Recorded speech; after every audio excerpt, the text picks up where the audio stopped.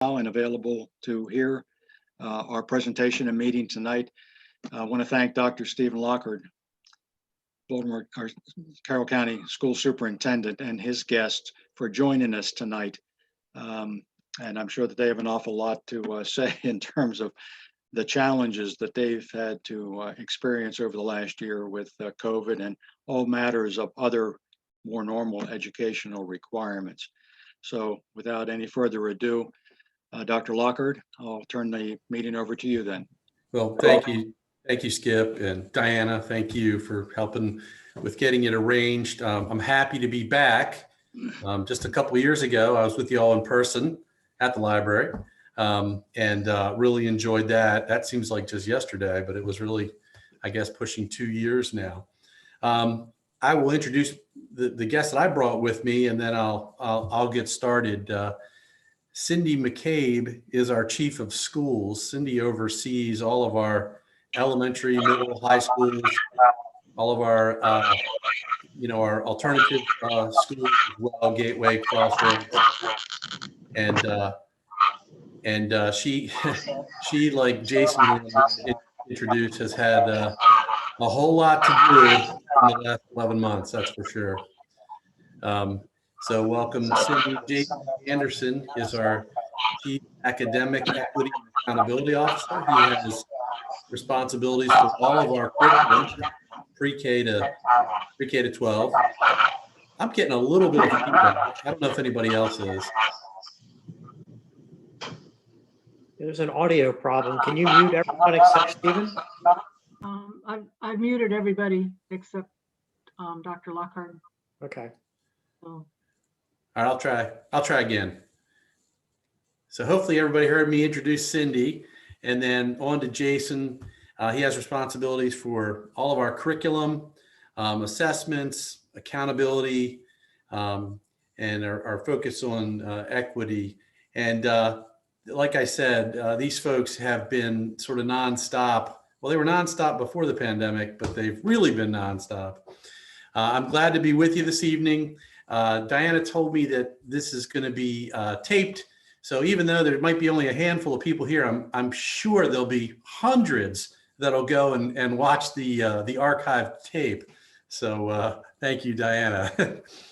I might have said this the last time, but I think it's worth the record, worth repeating to put on the record. I have deep roots in the Finksburg area. My grandparents lived on Bethel Road for many, many years. And my grandfather at one point was principal at Sandy Mount Elementary School. And so I'm always happy to be, well, tonight I'm not physically there with you, but at least in spirit in the Finksburg area. And thank you to the Planning and Citizens Council for inviting me back. Last time we talked a lot about budget, and we were doing a lot of work there. This time, when Skip emailed me, he said, "Hey, there's a lot of things that obviously we want to talk about related to the pandemic," and I just want to give a little pre-pandemic context for everybody. So right after I spoke to you the last time 2 years ago, we were working really hard on a number of things. First, we were putting a strategic plan together over the next 5 years. And our number one priority in that plan was our students and their achievement.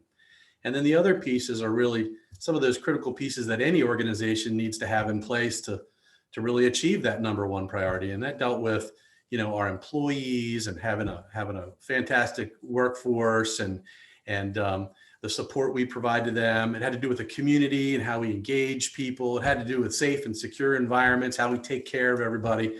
We were really proud of that work. We spent a lot of time working on that and put that together. In fact, I have a Carroll County Times newspaper front page in my office from February, I think it's like 24th, and the headline of 2020. And the headline is Carroll County Public Schools #1 in the state for graduation rate. And so that's an accomplishment we're really proud of. That's not something that happened overnight. That's years and years of a lot of hard work from a lot of dedicated and talented people.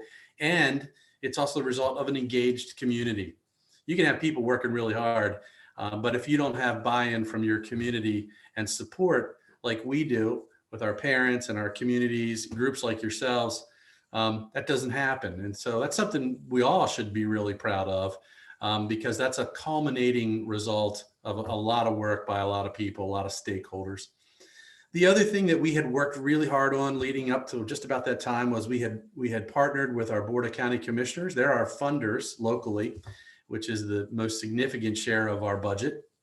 And we had shared our strategic plan and our goals with them, and they had worked with us and aligned their budget over the next 5 years to help us realize some of the priorities that we had. We were really proud of that work. And so then all of a sudden, March 13th, Dr. Salmon, the state superintendent, says we need to close schools. And, you know, I'm not going to go through the rest of the history, but it was very, at first, it's going to be 2 weeks. Oh, it's going to be 3 weeks. It's going to be a month. Are we going to get back open? And there was a lot of not knowing. And Skip, to what you were talking about earlier, we had pre-pandemic started to work on an instructional technology plan. And we had started to outline with our Board of Education, here are some of the things that we'd like to aspire to in Carroll County Public Schools. And we knew that we were looking at learning management systems. We really wanted to be more contemporary to support our students, to support our teachers. We were looking at virtual learning opportunities. We weren't thinking all day long, all year long. We were thinking there's places in our system where kids might have better access to classes or coursework than they currently do. I always use the example of maybe a Francis Scott Key, a smaller high school might not have as many offerings as some of our larger schools just because of the way the math and the staffing works. We were looking to provide more opportunities for students where if they weren't able to fit into their schedule or the course wasn't offered at their school, there might be a virtual opportunity for them somewhere. But certainly we weren't thinking anything along the lines of what had happened. We were also looking at eventually procuring more devices, more hardware, if you will, for our teachers and students. And we had laid out really a 3 to 4 year plan.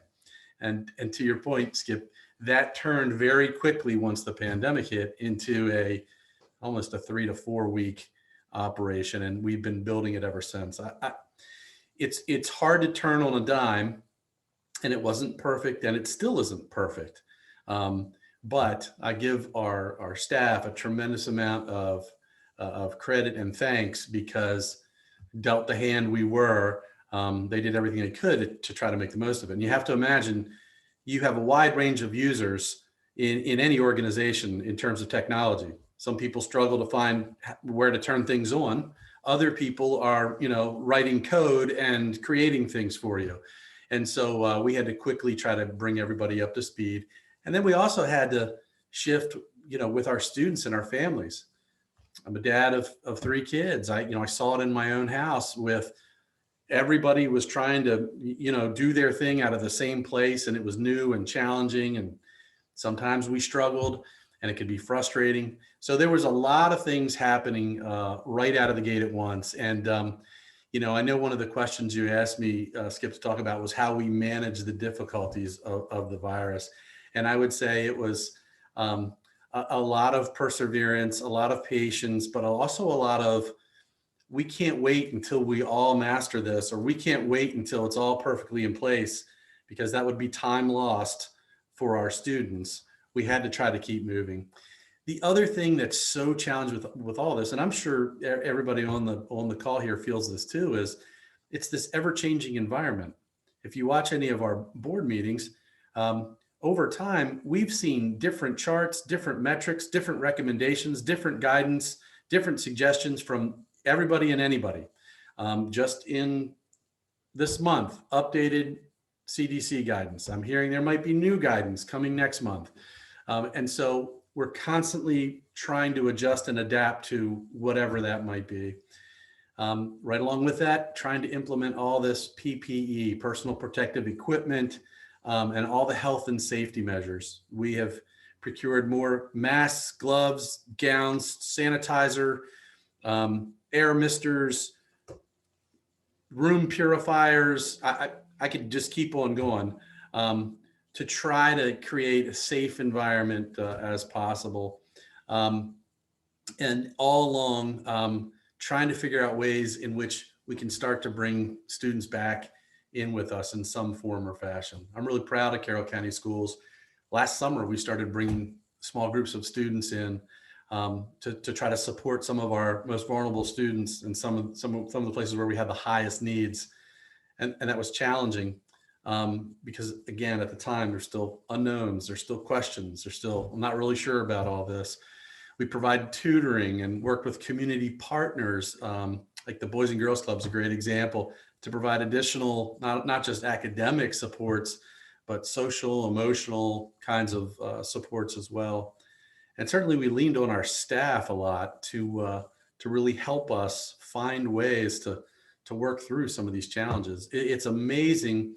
We started virtually. We were one of the first systems in the fall to move to a hybrid model where we were starting to bring students in. We were one of the first ones again in early January to move back into that. And it's amazing how resourceful and flexible and creative our school staffs are to try to figure out ways to best meet students. And there's no doubt it's been challenging. And we'll get into some of our academic challenges and structural challenges. And I look forward to the day, we were talking about this earlier, when we get back to something that looks like the good old days sooner, I hope.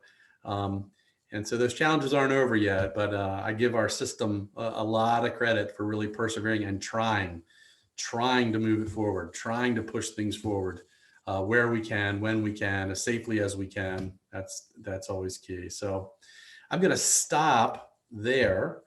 I guess, however you want to do this, Skip, we can stop there and see if there's questions. I know you had a few more things laid out that I'm prepared and the team is prepared to talk about, but I'll stop there for a second, see if there's any questions or feedback, and then we'll keep on going. Dr. Lockard, I have a question. Yes, sir. It's Chris Gayo. I'm a board member of FPACC.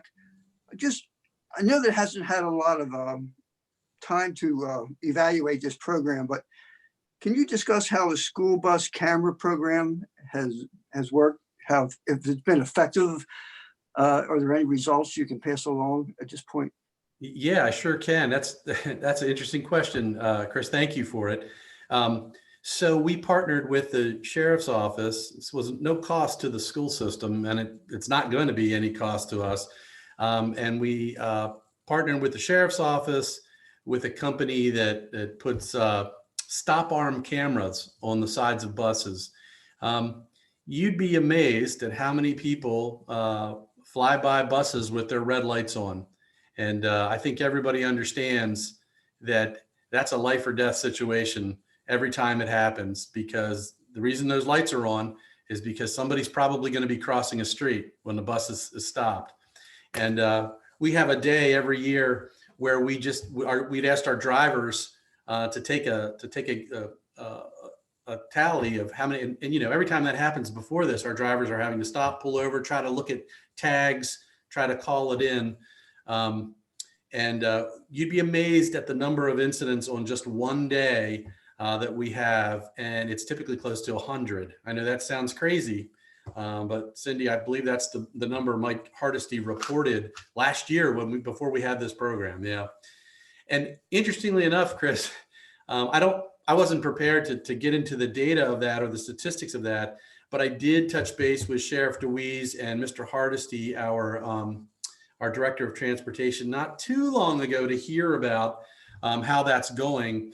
And believe it or not, it's happening. People are going by the bus, but we are able to ticket those folks. And the whole idea is that folks become aware of the fact that A, I shouldn't be going around a bus to begin with, but when the red lights are on, but B, I'm going to think twice about it if I did it and hopefully didn't hurt anybody, but got a citation as a result.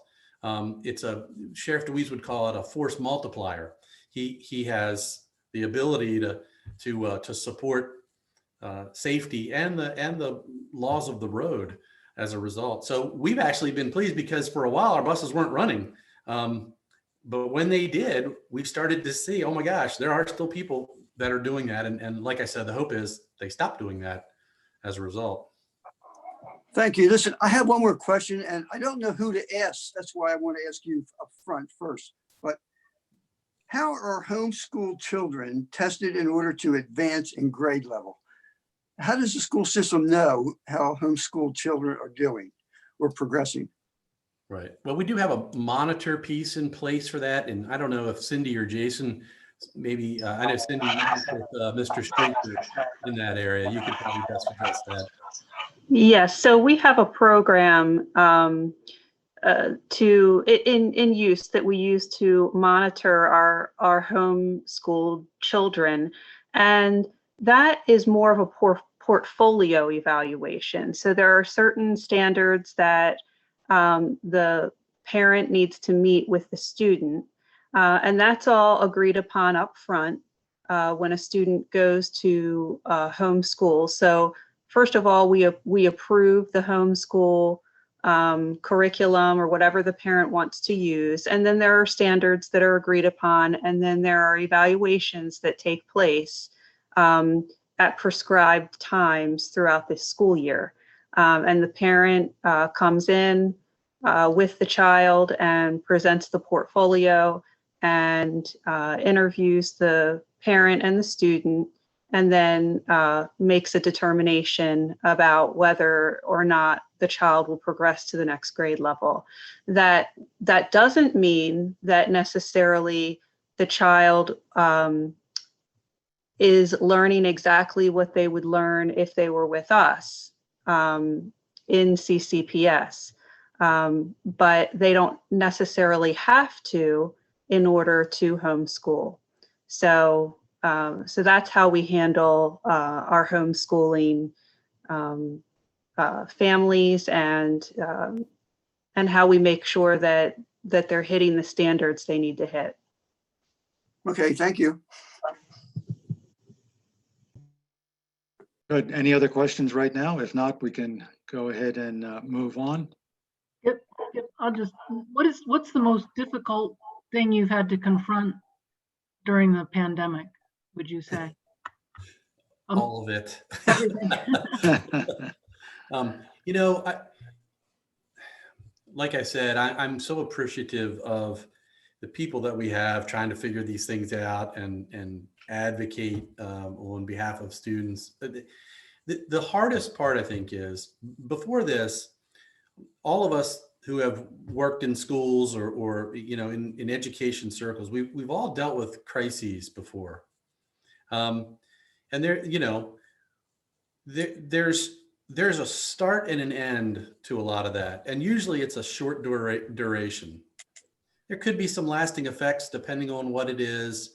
But this is sort of like the never ending crisis, and there's no roadmap for it, and things keep changing all the time. So I think a lot of it is the unknown, the uncertainty, the ever-changing dynamic, and the genuine, health concern as a result. So I would say I don't know that I could say to you, well, this one piece of it or this one thing of it. I'll say it again. I look forward to the days when it's in the rearview mirror. Thank you. All right. Another question that was of interest to the group was related to school policy. How might school policy have changed, maybe even permanently, due to the virus? Well, a lot of things maybe not permanently, but some things perhaps looking forward. We were sort of talking before the meeting saying, in business and society in general, this has caused a lot of organizations or businesses or you name it, employment to kind of look at things, and maybe as they look forward past the pandemic, are there some things we could glean from this experience, or efficiencies we could find, or things we could change as a result? I will say to you, for Carroll County Public Schools, we've been looking at making some short-term policy changes. Let me give you a couple examples. Attendance. That was something we had to sort of shift as we were in a virtual mode, as a way for students to log in So we were aware that they were attending as opposed to being physically present. Just how students receive instruction in general. That was a policy change. That's what a board is making, and is in front of some of these decisions. Those are policy decisions. That's what the board is there for. They're a policy making body. And so these are tough decisions, and they're hard ones because we haven't found really a situation yet during this whole time that there's anywhere close to 100% agreement, as I'm sure you can imagine. And so a lot of it gets scrutinized or questioned, and that's good and that's normal. But the mode of instruction, virtual, in person, hybrid learning, where some are in person, some are not, those are some policy implications. Recently, we looked at the policy on eligibility for extracurriculars and athletics. The board really felt that it was important that students have some standard to be held to, but also not to penalize kids who might be interested in finally being able to get in and participate in an extracurricular or an athletic event, a sport, but not be penalized because of what's been happening. We have kids with all kinds of circumstances, whether it's connectivity issues, and in that place we're trying to get them in to help them with that. But it might be some engagement issues. It's harder for kids if they're not in school, many of them. Some of our kids do really well virtually, some struggle virtually. And so it's hard for us to penalize them and say, well, you can't participate in this just because you struggle with this mode of education that we're, in some cases having to do. And so those are a couple examples of some of the policies that we've sort of tweaked temporarily to help sort of get through this, be fair to our students and families as best we can, and recognize, hey, this is a global pandemic. It has implications and challenges with it, and we need to be flexible. And they're students, they're our kids. We want to help them, and if that means we make some of these changes to better support them, support their mental health, whatever it might be, we want to try to do that. I'll stop there, and we could talk about policy implications.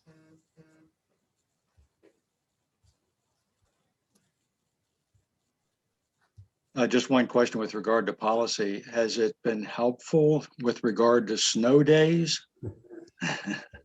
Well, that's a great question. Or no? I'm really hoping we're done with snow days, but I don't want to jinx it. So everybody knock on wood. So when we were in all virtual back before the holidays, it made sense to us. Everybody's home. If we have an inclement weather day, no sense in adding on any more than we need to at the end of the year. But we also knew once we got back into in-person learning, it was going to be a little more challenging just to call a virtual day. And here's why. We have staff back in the buildings.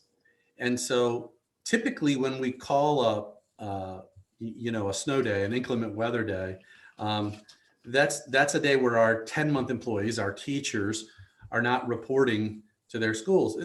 They're contracted for a certain number of days, so they're still going to have to work the day that was missed. It'll just be made up somewhere else. We also don't want to unnecessarily put our employees on the road if it's an inclement weather day if we don't have to.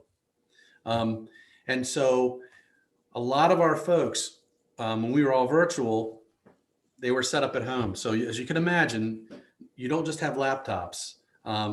If you have kids or you sat in any of the sessions that are happening, you'd see laptops, you'd see camera devices, you might see a whiteboard or other materials. And we also felt like we didn't necessarily want to have our teachers lugging stuff back and forth every night, setting up, tearing down, setting up, tearing down. And that's how problems happen with technology and connectivity and all of that if we didn't have to. But we did say on before we were back in a hybrid in-person mode, and also on the virtual Wednesdays, we said if we had inclement weather on those days, we'd keep learning online. We had 2 of those days, one before the holidays, and there was a Wednesday after the holidays. Then we had 4 more snow days where we canceled school. We have 5 snow days built into our calendar this year. We've used 4 of them. And I sent communication to parents last week. We have 1 more. After that, we are going to go back to using virtual days. And that what I would have had to say to staff, and what I've said to the staff is, hey, do your best, be ready. If we think it's going to snow or there's going to be bad weather the night before, take your stuff home. I'm hoping we're out of the woods. I'm hoping we don't have to even use the 5th day. And we'll still be in line with actually we'd be a day short of what our last day in the calendar that we send home at the beginning of every year to our students says. I think June 16th was the scheduled last day with 5 days built in. If we don't have any more inclement weather days today, February 25th, I shouldn't even say that because who knows, but it would be June 15th. And then we got a lot of summer programming going on, but we'll get to that later. Good question. Years moving forward, Skip, to your point, I think that could be a real benefit to us. It's going to take a little bit of planning, but moving forward, depending on how many days we have built in, and if we get some crazy snowmageddon, or a couple of significant storms, nobody wants to go to school in a regular year until the end of June. I can tell you that. People make plans, they get camps booked, they get vacations, they get all of those things. And if we can avoid that, I think that'll help us moving forward. So to your point, I think that's a policy implication for the future for sure. Good. I mean, one of the questions, at least in the circle of friends and people that I talk to quite frequently, I think to a person, everyone agrees that the best approach for education is classroom setting, in person, face to face, where you can have real interaction that way, and you can gauge who's doing what both ways. Absent that and dealing with a virtual setting like you've had to deal with, the measurement around effectiveness or success of virtual learning, is there a way to capture that, to track that? Is it 50% effective, 80% effective, 90% effective? Is there a way to really measure it so that you know how well you might be doing? Great question. There's some challenges associated with that, but I'm going to let Mr. Anderson chime in there because he's been following that data pretty closely for us. Yeah, so Skip, that is a great question. And obviously we, through this experience, that's the type of inquiries that we have ourselves. And most importantly, we immediately look at student learning as a measure of the quality of instruction that's taking place. What I can say to you, and if you read the Carroll County Times most recently, there's been a report that was shared that basically said that we have a significant number or more students receiving failing grades. And so we've really dug into that, and we've taken a look at that, and we've looked across the school year with our first quarter grades, our second quarter grades, and then obviously the mid-year fall semester grades. And yes, we're seeing a significant number of additional failing grades in our students that are taking part in schooling this year. But the data itself is pretty interesting. There are some anomalies. There is no doubt that we have more Fs than we would have seen in a pre-COVID experience. That is, to your point, Skip, that when our students were coming in every day, sitting in our classes, having the opportunity to engage with the teacher and their peers, we definitely saw performance levels at a higher rate or at a higher level. One of the things that we also found very interesting, though, is although the report was out on the number of failing grades, it wasn't necessarily the number of students that were failing. So what we're seeing, generally speaking now, is that when a student fails, unfortunately, they're failing a number of classes or courses.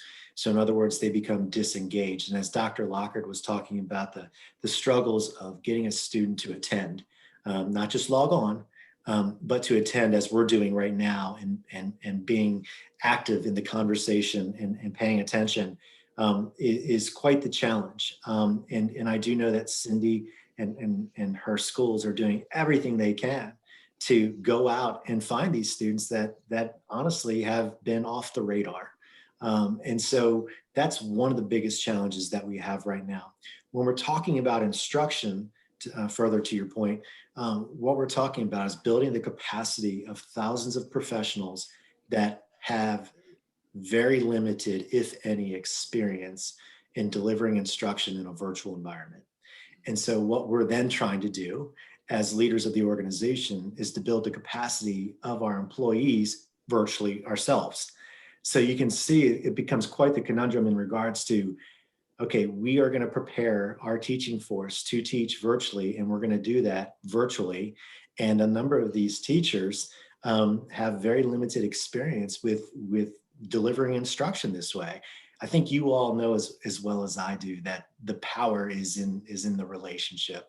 And Skip, you said it's very difficult to foster any type of quality relationship to support student learning through the screen. So I can tell you that yes, we have seen a number more of Fs.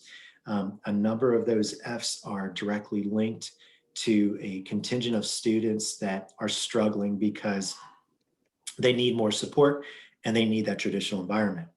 On the flip side of that, we have a contingent of students that are doing exceptionally well. In some cases, in some of our most rigorous coursework, in our AP courses, and some of our higher level courses, and even some of our lower level courses, we had more A's than we did a year ago in the same quarters. So we're sitting here pretty perplexed at times to say, why is this happening? Most recently, we did an inquiry to start to look at linear relationships between is the teacher teaching completely virtual, or is the teacher actually going in and teaching students that are virtual as well as in the classroom? And I can speak to that experience because I hear about it every night from my wife, how difficult that is when you have students on the screen, but hold on one second, guys, I'm going to talk to the student over here in the classroom as well. So it becomes it's a challenge that we haven't faced before. Your question to Dr. Lockard was, and I think Diana, you said it, what's been the most difficult piece is facing challenges that we weren't prepared to face, and as professionals, and no one really having an answer that we can seek out, if you will. We're all doing this at the same time. And Dr. Lockard has actually put us ahead of many of the districts in the state of Maryland as it relates to that. But we're spending a lot of time looking at the metrics, we're looking at performance. And as Dr. Lockard said, we're gearing up. Cindy and I are gearing up to provide ongoing academic support and compensatory service for our special ed students that unfortunately haven't been receiving the entire services they require through their individual education plan. Skip, I'll add to that. You know, you're right. There's really nothing that replaces in-person instruction, especially for kids who are motivated by some of the things that happen at school for them. You know, you don't just go to school to sit in a class, learn, and go to the next class, sit in there, learn. It's a whole community component to it. You have friends, you have opportunities to interact with others. You might be a part of a club or group or athletic team. And those are other things that keep you hooked and engaged in school. You're more motivated to be able to be a part of that bigger school picture. And so without that, it's harder to keep some kids engaged. And that has been a challenge, as Mr. Anderson laid out for us. Yeah, that's an extreme challenge. I can only imagine how difficult that is. I mean, the children are missing out on the educational aspects of just the life experience, the socializing that's necessary in life. You first gain through the hallways of school, and to not have that experience is really seemingly doing a disservice to the students. Far-reaching consequences. I mean, that's another topic that I think gets some play every once in a while, and one that I'm particularly and personally concerned about is what are the far-reaching consequences of what we have done as a society to the educational system. We may not have had a choice, and it might have been all the right decisions made in order to do what we had to do, but every decision has a consequence associated with it, some good, some bad. And at least I believe that there's an aspect of this that's going to be bad for the societal education of children going forward. Yeah, I think there, oh, I'm sorry. Did somebody else want to chime in there? Nope. Okay. No. Skip, I think we're not exactly sure what the far-reaching implications are going to be. There's a few I think I know. I think there are obvious academic instructional implications. We're getting ready to share with the board at the March meeting what the next 18 to 24 months looks like in terms of recovery learning, not just, normal school, but all the other things that we think we're going to have to do to try to support students and the challenges academically, instructionally. And there's the social emotional side. I'm also concerned that there's going to be some kids that might not want to come back to school. That socialization that's so important for young people, as you said, the life experiences, just operating within, like I said, that school community is kind of a hub of the broader community. There's all sorts of offerings and life experiences happening just besides sitting in a classroom. There's field trips and guest speakers and, community folks supporting the schools in activities and events and all of those things. That's huge in developing sort of that well-roundedness of our students, getting them to be, solid contributors to our community. Yeah. So those are some of the things that I think about moving forward. We have great kids, and we talk about this a lot about what do the next few years look like, because we know it's going to be several years of sort of trying to put back together. I was talking to a high school principal today. I was out at one of our high schools, and he said, one of my biggest concerns is I'm not going to know almost half of these kids when they all show back up in the fall, and they're relationship people. They get to know the incoming freshmen, and they we get down to the middle schools and do all kinds of orientation and get ready. And it's been a year and a half, and what will be by the time the fall rolls around. And so we pride ourselves on knowing our students, because when they're with us all the time, we know when something's not right. We know when somebody needs help. We know when things are going well, and it's just a little tap on the shoulder or a reach out or a look. That's hard to do like this. It's hard to do virtually. And so that ties into really everything we've been talking about in terms of some of those implications. Very good. Any other questions from the group?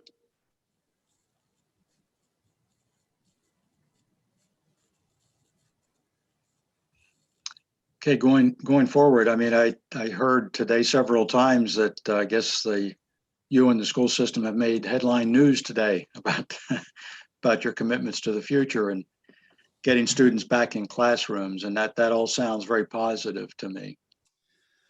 We're gonna give it our best, safest shot that we can. Really, what's going to drive. We're looking to move to a 4-day-a-week model because we see the benefits of students being in school. We also recognize the challenges with that. Skip, like I said earlier, any decision we make, there's lots of different viewpoints about it. Just as there are maybe some parents and families who have said, "Hey, I'm way more comfortable being all virtual," which is fine, and we're still providing that. There are other families who are saying, my child really needs to be in school more.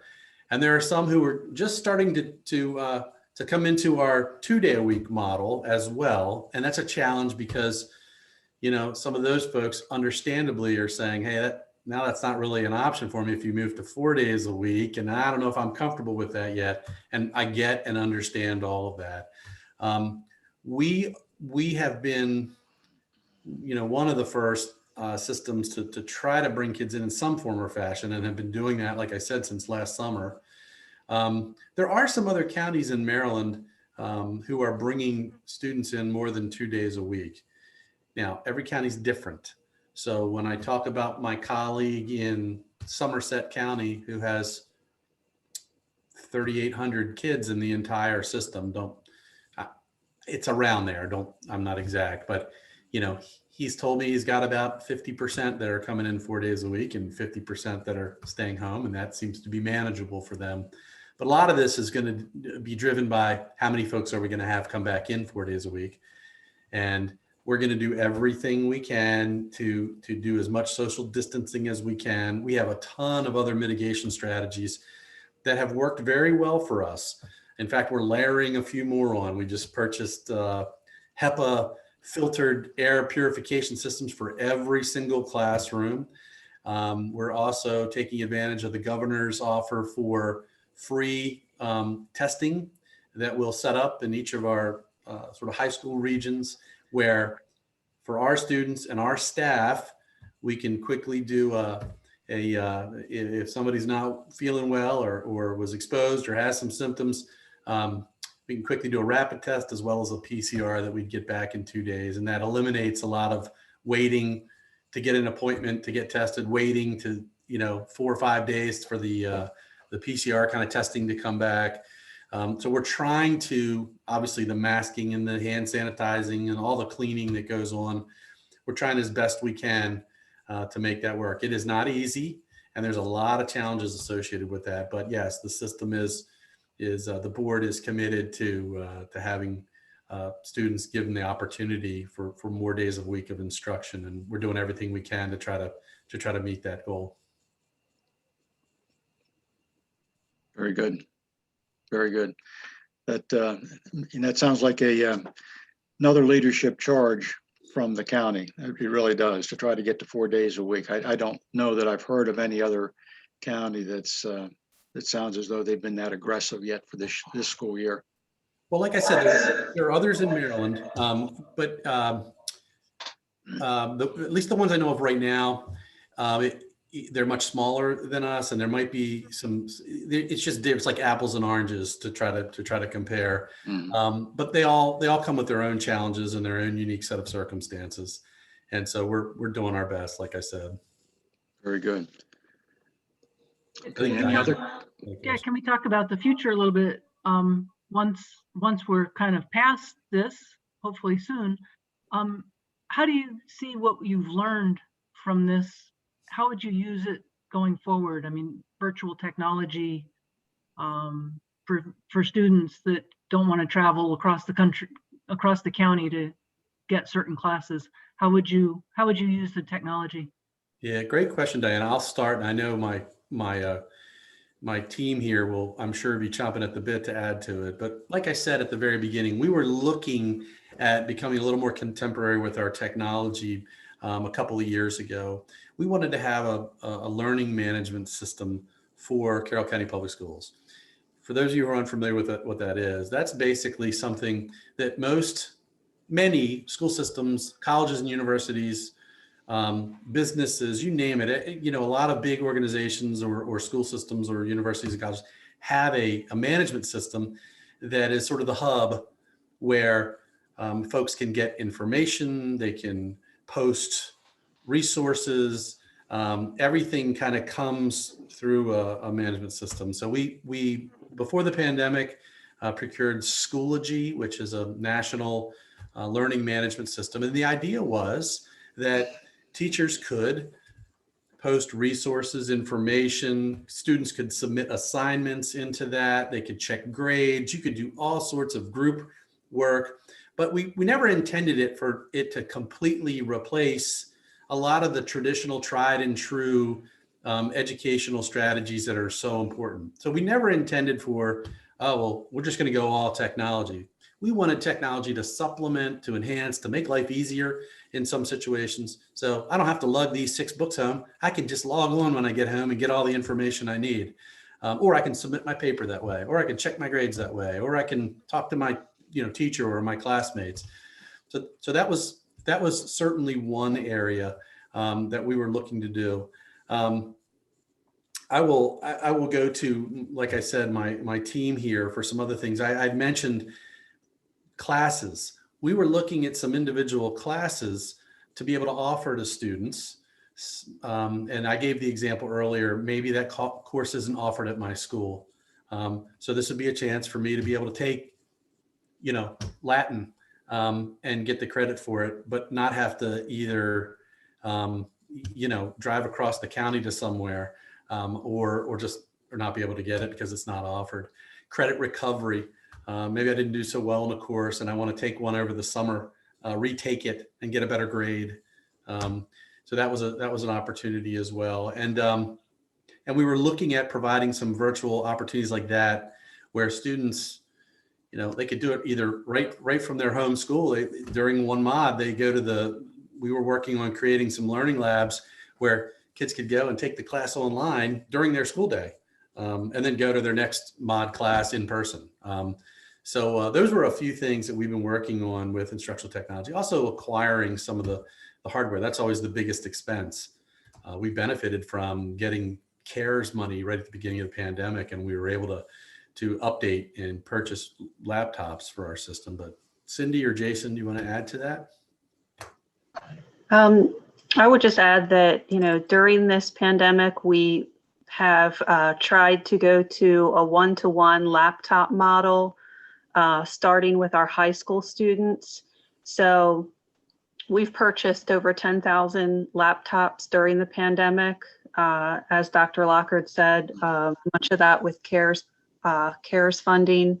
And what we've been able to do is have our high schoolers have that laptop when they're at home learning, and then they bring it in when they come to school during their in-person time as well.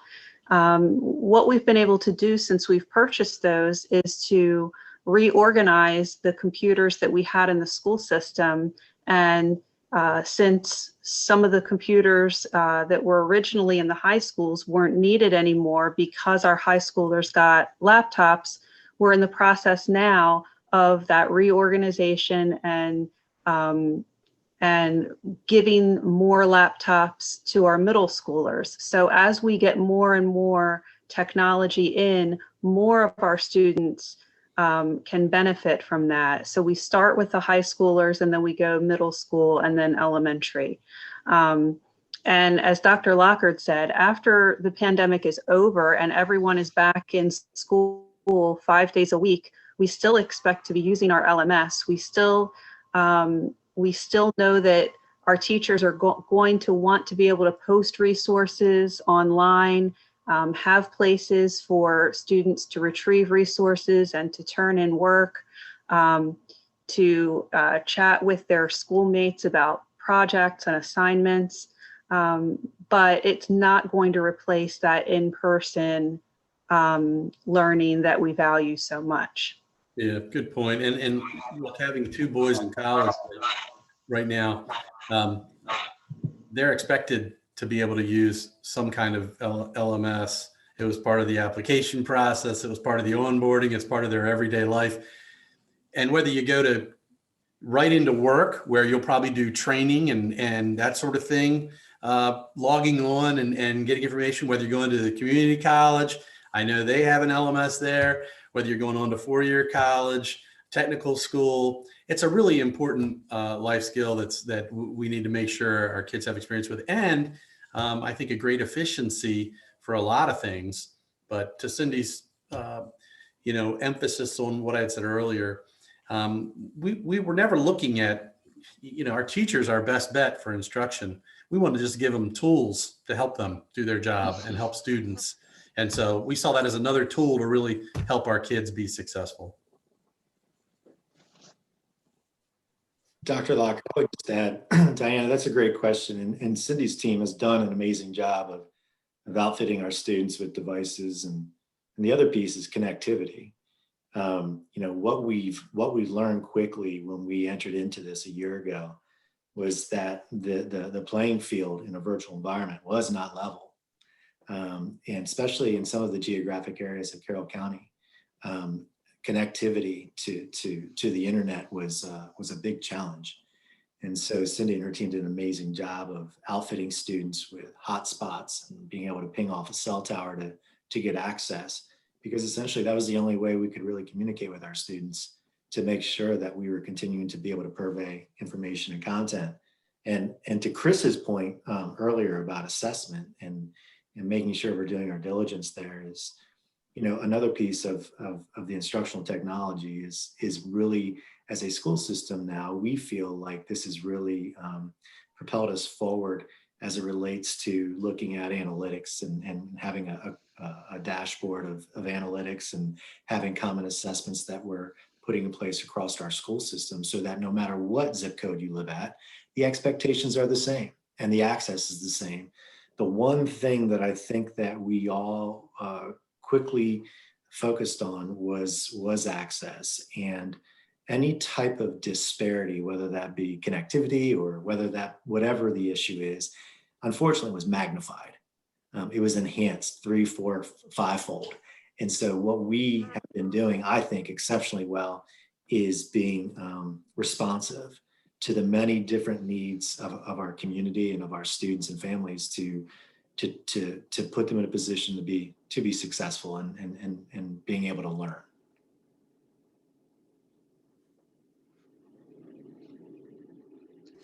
So yeah, can I ask a question that y'all have touched on to some extent already, and that is, you mentioned, Dr. Lockard, you mentioned recovery, and y'all were just talking about assessments, and I'm just curious as to, in the follow-on years, like how do you make sure that some of those students who have sort of been, stranded or they're getting Fs, how do you bring those folks back up to speed? Because this just seems like this whole event has really emphasized the disparities in access to technology and learning modes. Well, there we go. Sorry. Great question, Alice. Thank you. One of the things that we're really good at is sort of diagnosing student needs. And we do have a lot of tools that we use. We actually, we're trying to balance how much we assess kids with what's happening right now. So we did, as a system, do some assessing this year with our students. And it was, it's a little bit challenging, but we needed to keep getting a gauge, sort of a consistent gauge with where everybody is. It's not the year to be, doing a ton of testing, but we're always looking to see who's getting it, who's not, and what do we need to do. And so we have a lot of tools to be able to do that. We have a lot of interventions that we can put in place. It makes it a whole heck of a lot easier when I can have a group of 8 kids who need the help in front of me in my classroom, and not having to try to do something virtually with somebody else and something with somebody in person. But we're very good. I think our teachers are very skilled at assessing student needs, and then creating the pathway for them. We are in the process right now of beginning to do just that for the rest of this year. We've already started credit recovery and there's some tutoring going on, but for this summer, and then in the fall, we're going to be looking at programs for students after school, during school. There's going to be we're looking at some Saturday opportunities. And this isn't to like, oh my gosh, I got to go to school after school, before school, Saturday. No, it's going to be a wide range of, we're going to try to help every kid who needs help catching up, mastering those skills that are important, that they need to be successful. But also there's a lot of kids who are going to say, I should probably get a refresher in this, or I need some support with this. And are going to take advantage of some of these learning opportunities. We've got a lot of really self-aware students who take advantage of opportunities. We're going to be providing those as well. So when we come to the March meeting, where, like I said, we're going to be laying out what the next 2 years of that kind of looks like. The one thing that we want to make sure we do is we also have to incentivize our teachers, because a lot of them, I think are getting close to burnout mode because of doing this kind of thing 24/7 and managing kids in their class and kids online, and this kid didn't show up today, and trying to do a lot of things. I give them all the credit in the world, but we want to incentivize them because we want some of our best teachers to help support our students this summer and after school and some of those things that I'm talking about. And so I don't mean this to stray into a budget conversation, but we're going to be looking at utilizing some of the one-time funds that we have through some of these grants that we've been given, either the federal government or the MSDE grant money to not only create the structures to get kids to and from transportation, meals, all those things extra, but also obviously we need to pay teachers. And we need to do it that is enough of an incentive for them to want to do it over the summer to support our students, and then continue to support them in the programs we're looking at beyond the school day next year. Dr. Lockard, I have a question, please. It's Chris again. Since we're talking about learning, basically students' learning ability or capability, would you say the seniors are a little more vulnerable when it comes to like SATs, PSATs, whatever the testing is to advance into college? By vulnerable, you mean a little less likely to be successful? Well, their scores might not be as good as you would normally expect them to achieve. Yeah, I guess there's potential there. Yeah, so sure. I think because of the situation, perhaps that is a possibility. I would also say that we were also one of the only counties in Maryland who offered the SAT this year and continue to do so. Last fall, we had people from different states trying to register at one of our high schools for the SAT because we were one of the only ones offering it. We took all the precautions and spread, X number of kids per room across a school. So we've continued to offer those opportunities to students. And I know this, not so much from when I was a student taking it, but I know with my own children, each time they took it, they got a little more comfortable and typically a little more proficient with it. So just having the opportunity to take it has been good. It's good practice to go through that. It's a good learning experience. We typically, I'm trying to think of, it shouldn't be too long before we get the SAT averages back, Jason, right? That's right. Yeah, the report. Mm-hmm. So Chris, to your point, I know state just released some AP data. We haven't gotten our breakdown yet, but I think SAT data is going to be coming pretty soon, and that'll give us a chance to look and actually see how did that compare to last year or previous years. Following on with that question, taking the SATs or some school systems not offering the SATs, what are the colleges doing about that in terms of accepting students, and what criteria are they utilizing in order to decide around acceptance? Yeah, that's interesting. Well, I have a freshman in college and a junior in college. And interestingly enough, when my junior was applying to colleges, I think he applied to 6, and I think half of them, you didn't have to submit SAT scores. And half of them you did. And I noticed when my son, who's now a freshman in college, he applied, and I think it depends on what colleges you're applying to, certainly. But there were reputable colleges that were putting a little more emphasis on well-roundedness, and not only, how did you do on SAT? And maybe that's important to us, or maybe it's not, but what kind of classes did you take? Did you challenge yourself? It's okay if you didn't get straight A's, but did you challenge yourself and take some more rigorous courses?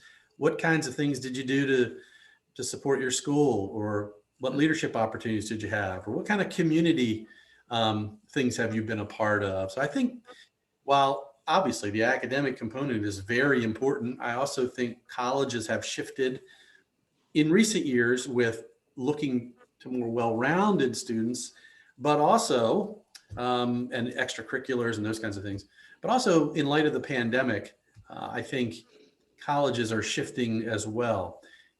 Some colleges stand to struggle during the pandemic. You've probably read reports where, I've seen headlines that says this could be the end for some small colleges.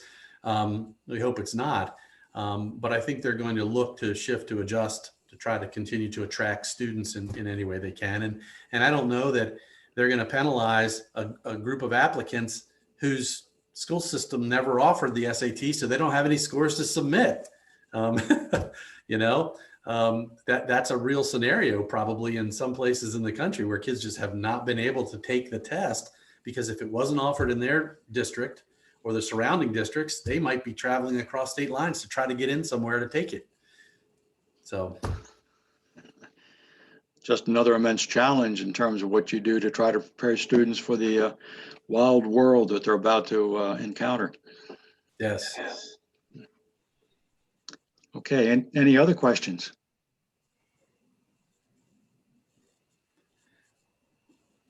Okay, well, if no other questions, then Dr. Lockard, Jason, Cindy, thank you very much. And my compliments and congratulations to the effort that you and the entire teaching staff and the board and everybody have done in terms of the accomplishments that you've made, not only through COVID, but to find that you're the #1 in the state for graduation is, I mean, that's no small task. When you take a look at the size of the school organization that you have and the challenges that you have with all of the students, and to get them through to graduation like that is a tremendous accomplishment. And I think that's just only one indicator of all the good effort that comes out of everything that you and your team do. So Well, I appreciate that. Like I said, that's a real community celebration. That doesn't happen by chance, and it takes a lot of stakeholders and community engagement for it to happen. And speaking of graduations, we look forward to having outdoor graduations this year with our graduating classes together and family spectators involved. That'll be nice. yes, sure will. And I hope next year I'm at the library with you all in person. I hope so too. That would be wonderful. Well, thank you very much, all three, for joining us tonight and making a wonderful presentation and educating us about all that you've been able to do this year. Have a great evening, everybody. Thank you. You too. Have a good evening. Bye now. Thank you all.